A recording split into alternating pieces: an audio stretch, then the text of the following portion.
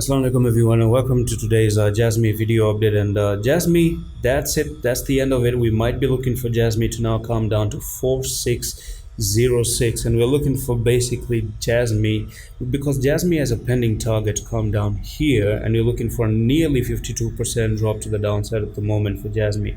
So that's a pretty amazing discounts right now, because when JASMY was moving down like this, you did have a pattern right there. You're breaking out of that pattern right now, and you are looking to basically come down to this price level at the moment. Okay, so yeah, of course there's one particular support level that I'm going to talk about right now. So that support is this sideways movement support. Okay, so it's really important that you lose this level as well. So I'm going to talk about trying to come down, at least in the short term here, before we move down to those levels. In the short term, we might be looking for JASMY right now, because JASMY is printing these three red candles back to back, so that's not good, and that actually means something bad is about to happen, right? It's because the sellers are now heavy on the coin. That's what it means. The sellers are really heavy, and you could actually come down to 8690. So 8690, hold this line and make a little bit of a bounce, and then finally lose that line, back test and fail.